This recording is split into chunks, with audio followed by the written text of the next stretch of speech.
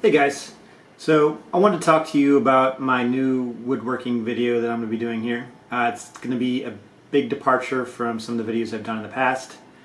I've been interested in paint pouring as a new technique to add to my maker's arsenal. And I consider myself a woodworker and a wood trimmer primarily, but I don't want to be categorized as just one thing. So I've been diving down that paint pouring rabbit hole, and while I was watching some of these videos, it occurred to me that there's a whole set of language out there that I have no idea about. For example, I thought swiping was something that you did with your phone, not a bottle of acrylic paint.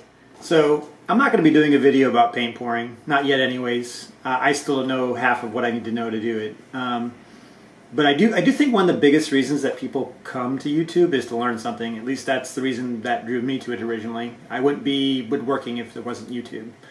And I do try to put some tidbits of information on techniques and challenges that I faced when I make things, but that's never been the main focus of my videos. And partly because I'm relatively new to this myself. I look towards more experienced people like James Hamilton from Stumpy Nubs, or Steve Ramsey from Woodworking for Mere Mortals, and Mark Spagnuolo from The Wood Whisperer to get my information.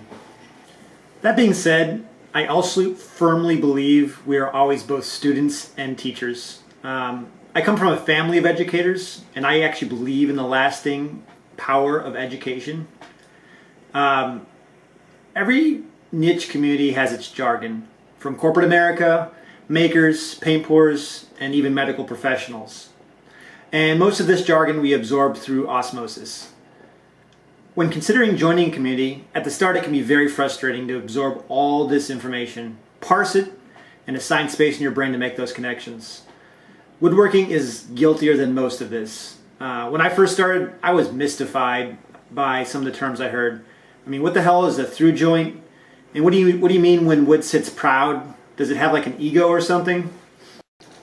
I know I'm not the first to observe this. There's a plethora of information out there on YouTube and your local woodworking store, woodworking magazines, books, etc.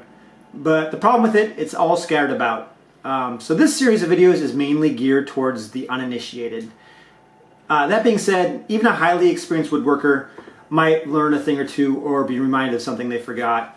The purpose of this series is not to go in depth on any topic, but rather to span the breadth of woodworking to cover as much jargon as possible. I think YouTube is a great medium for this. Personally, I could read a sentence on a type of joinery and even look at some still pictures on it, but still not quite wrap my head around it.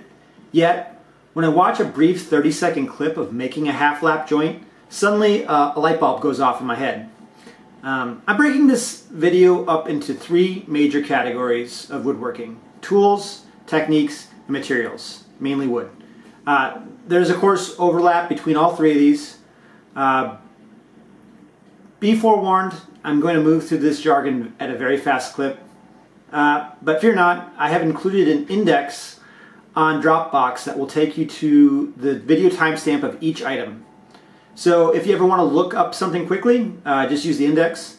And I kind of anticipate people using this video in two different fashions. If you're a binge watcher, binge away. But maybe you're just looking for something quick, a reminder on something. So just use the index and look up that portion of the video. I hope you enjoy this.